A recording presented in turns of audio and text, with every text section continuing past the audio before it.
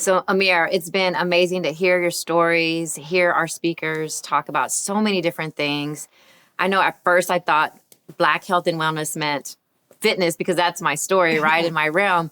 But when we started to dig in, we learned that it's more than that, more than just the medical institutions that are serving us, more than just the wellness and well-being and holistic health. Surprisingly enough, I knew that hair was another conversation that we needed to talk about.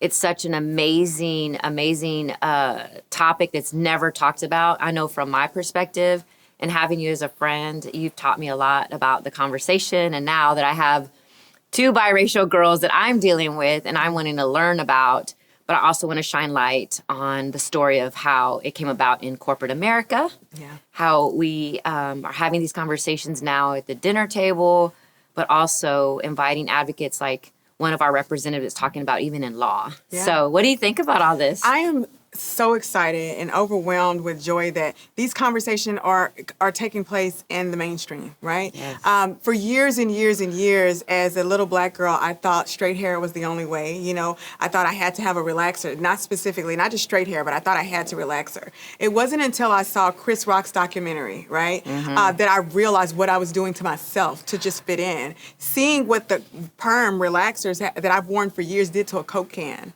I thought, why am I doing this to myself? Why am I assimilating so much? Why is this something that we have to do?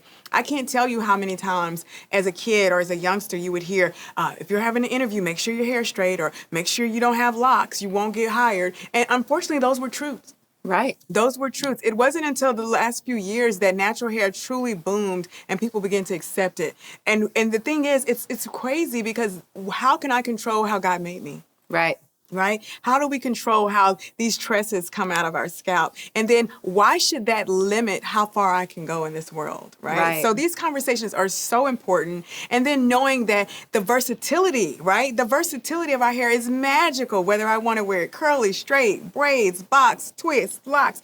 We should be able to do it all, right? And do it all because that doesn't change all the knowledge that we cannot give away, right? You cannot get rid of the things that you learn because that's still here. I love it. And I have to say that Ade, my husband, always like, man, see, Amira wears her hair natural. And you've always been like the innovative hairstyle for me when I saw you. I'm like, oh my God, you did this and you did that. And I was always inspired by that.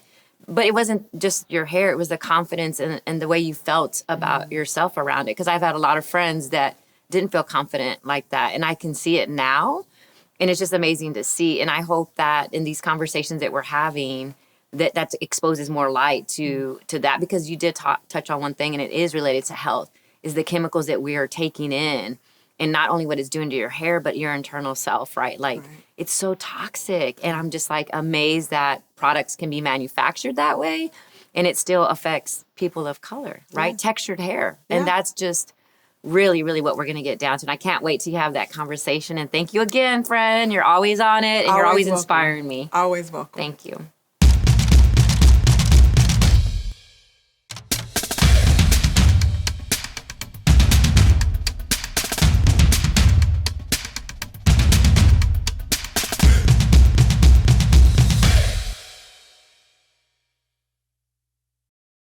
Representative Bowers, thank you so much for taking time out of your busy schedule to sit down and have this conversation that is so important. Well, thank you for having me. I'm excited to hear, what you have to share and to share more with you and everybody watching. Yeah, I am so impressed with your resume and all the things you've done. And the thing that obviously really resonates with me right now as we think about Black History Month and all the things that we're doing right now as a culture and moving forward. Let's talk about the Texas Crown Act. Wow, you started right off the bat with the Crown Act.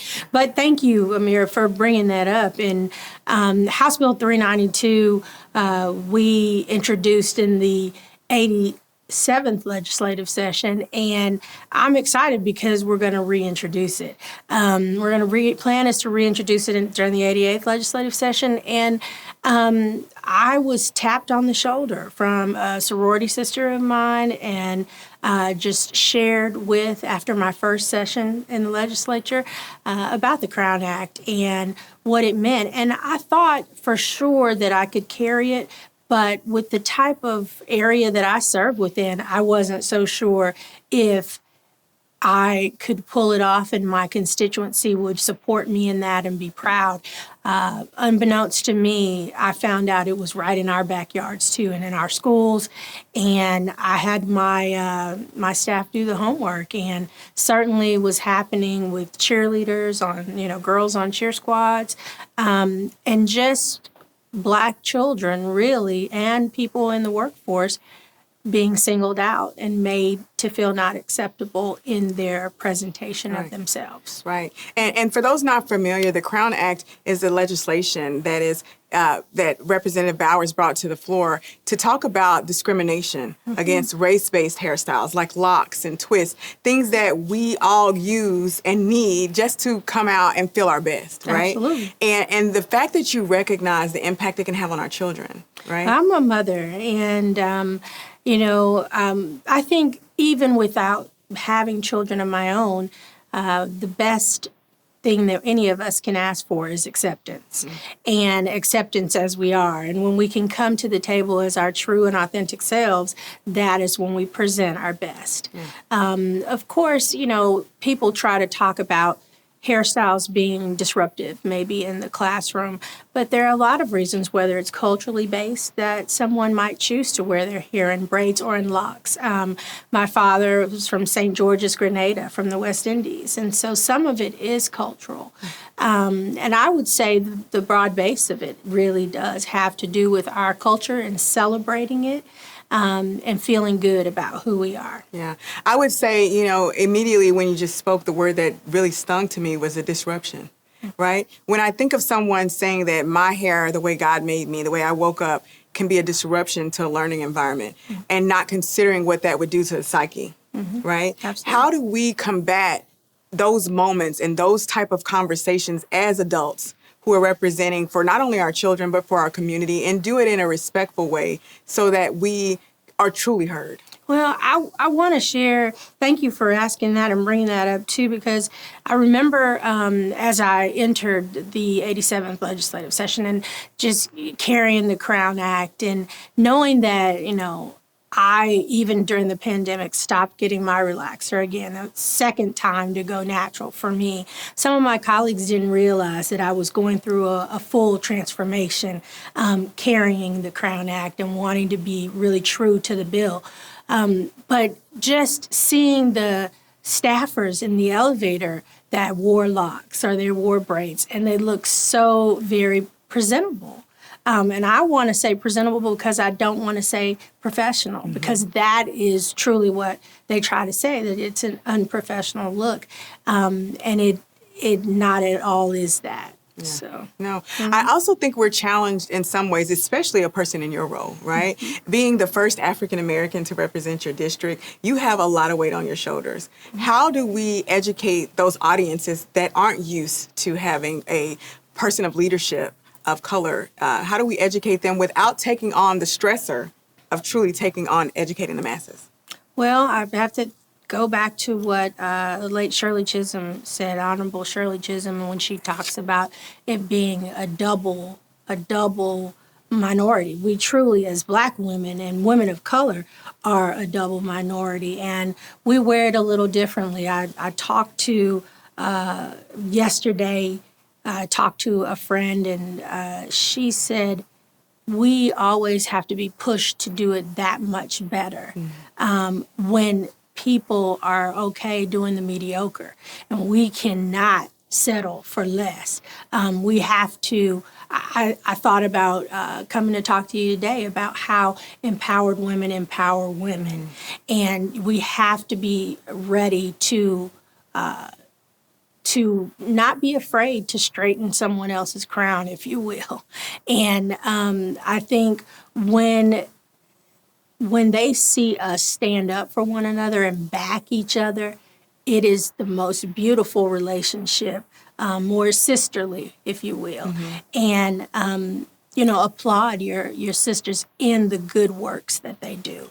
I think that's the best example we can give. Oh, I have to agree with that. Do you think that we will ever see a time when we don't have to have those talks with our loved ones and our nieces and nephews about always operating in excellence, always go above and beyond? I know we are not there yet, but are we at least on the path to get there? I think we are on the path to get there. Unfortunately, some of the conversations my mother had with me, I still have to have with my daughter. And you just can't stop the conversation. The conversation has to be continuous, and it has to be passed down generation to generation. I think if we do that and we give our young adults and children tools for success, then it just becomes the norm. It becomes just, like the back of your hand, you can do it. Now, this year's Black History theme is about health and wellness and self-care, which I'm a huge advocate of. And, as a person who has a position that can be very stressful, right? And accountability from your community, true accountability from your community, what are some things that you do to make sure that you keep your self-care first and foremost? Well, I was encouraged to try yoga, to try make sure I'm exercising. When I do have time, I walk, I meditate. I take those, right now I'm taking 7-minute pauses, so where I'm in a 7-minute challenge. And just like ironically, those 8 minutes and some seconds that George Floyd lost his life in, that 7 minutes is longer than you think. And actually, when you embrace the moment of a real pause and a time of praise or reflection, you want more, right? And I think that's the same thing with the endorphins that exercise gives you too. So you want more and you continue it. It's if you will, a feel-good moment. And so we have to remember to take those minutes for ourselves. Yeah. Are there any lessons that you learned? And I have to ask this because we are still in the pandemic, right? And I do feel like we are in some form of an awakening on so many levels. Is there anything you've embraced more during this time that you feel has made you a better representative and a better person for the people? I will say this. I'm a survivor of COVID. And at this point, like many of us, I had it with some of my family members without the vaccine, so early on. But now my entire family has had COVID. We all are doing well and healthy, but what it has made me realize is to really not sweat the small stuff. And I mean, immediately coming back to the legislature, thankfully in January of 2021, to be sworn in the second time, my chief of staff said, Rep, you've changed. Some things different about you.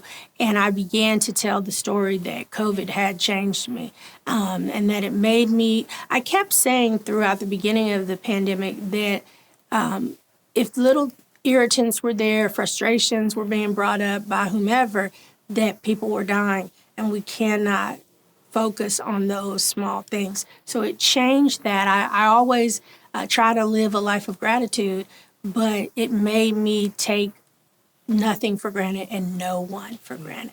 Oh, that's beautiful.